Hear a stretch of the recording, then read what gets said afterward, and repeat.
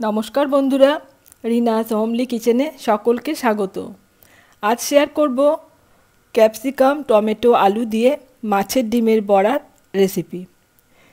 মাছ মাংস ছাড়া এই ডিমের তরকারি করলে ভাত দিয়ে খেতে খুব ভালো লাগবে। বাড়ির বাচ্চা থেকে বড় সকলে খুব পছন্দ করবে। আশা করছি আমার আজকের রেসিপি আপনাদের সকলের খুব ভালো লাগবে।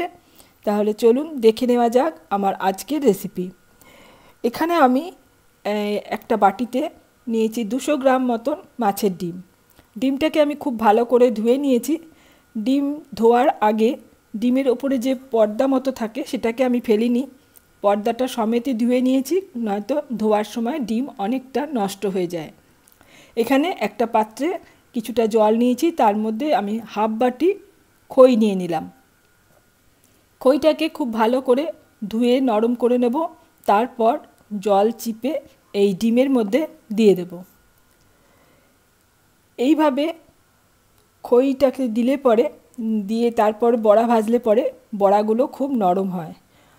ডিমের বড়া ভাজলে পরে অনেক সময় শক্ত হয়ে যায়, অনেকে সেটা পছন্দ করে না। এইভাবে খই দিয়ে একটু ভাজলে পরে দেখবেন খুব সুন্দর নরম হবে বড়াগুলো। এর মধ্যে দিয়ে দিলাম একটা পেঁয়াজ কুচি, 3-4 কোয়া রসুন কুচি, একটা কাঁচা লঙ্কা কুচি, পরিমাণ মতো নুন, হাফ চামচ হলুদের গুঁড়ো, সামান্য একটু ধনে গুঁড়ো আর জিরের গুঁড়ো, আর দেব 1.5 চামচ ময়দা। ময়দার পরিবর্তে আপনারা আটাও দিতে পারেন। এবার এই সমস্ত কিছু উপকরণ একসাথে ভালো করে হাত দিয়ে চটকিয়ে মেখে নেব।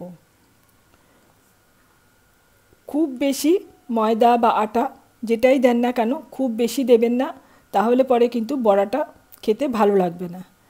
হাত দিয়ে চটকিয়ে ভালো করে মেখে নিলাম। এবার এটাকে রেখে দেব।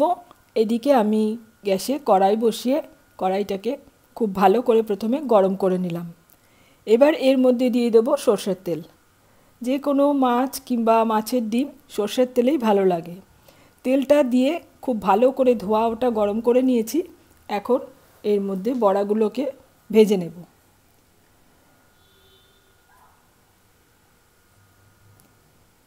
বেশ অনেকগুলো বড়া দিয়ে দিলাম। কিছুক্ষণ অপেক্ষা করার পরে বড়াগুলোকে উল্টিয়ে অপর পিঠটাও ভেজে নেব।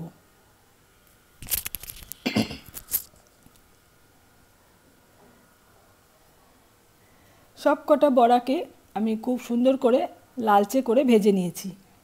এখন এই বড়াগুলোকে আমি তেল থেকে তুলে একটা পাত্রে রেখে দিচ্ছি।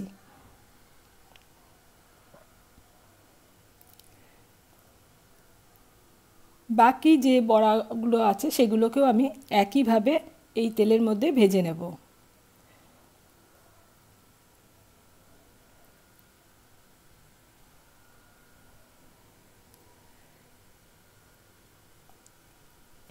একটু এই খই দিয়ে যদি বড়াটা ভেজে নেওয়া যায় দেখবেন বড়াগুলো খুব সুন্দর নরম হবে। আর এই বড়াগুলো আমার মোটামুটি ভাজা হয়ে গেছে, এগুলোকেও আমি তুলে নিচ্ছি। সমস্ত বড়া ভেজে নেওয়া হয়ে গেছে। আমি এখান থেকে একটা বড়াকে এখন ভেঙে আপনাদের দেখাচ্ছি কতটা নরম হয়েছে।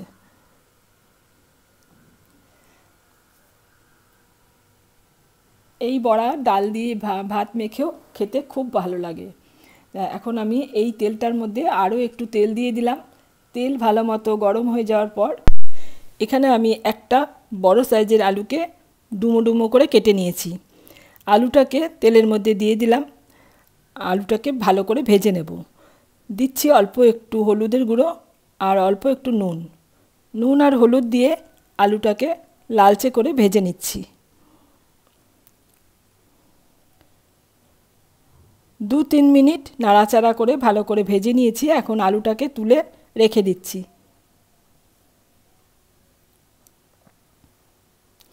এবার এই তেলের মধ্যেই ফোড়নে দেব একটা তেজপাতা, অল্প একটু জিরে আর গোটা গরম মশলা। ফোড়নটাকে 10 থেকে 15 সেকেন্ড খুব ভালো করে ভেজে নেব।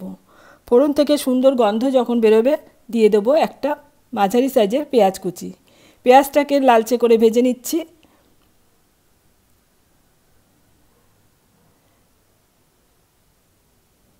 পেঁয়াজটা 2-3 মিনিট ভালো করে ভেজে নেওয়ার পরে এর মধ্যে দিচ্ছি 1 চামচ আদা রসুনের পেস্ট।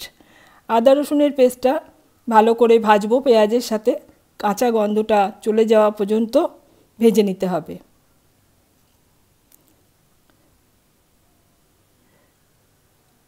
আদা রসুন খুব ভালো মতন ভেজে নিয়েছি। এখন দিয়ে দেব গুঁড়ো মশলা। দিচ্ছি 1 চামচ ধনে গুঁড়ো, 1 চামচ জিরের গুঁড়ো, হাফ চামচেরও কম কাশ্মীরি লাল লঙ্কার গুঁড়ো, হাফ চামচ হলুদের গুঁড়ো, আর দিচ্ছি অল্প একটু জল। এবার মশলাটাকে খুব ভালো করে কষিয়ে নেব। মশলা বারে বারে অল্প অল্প জল দিয়ে ভালো মতন করে কষালে পরে সেই রান্নার স্বাদ খেতে খুব ভালো হয়।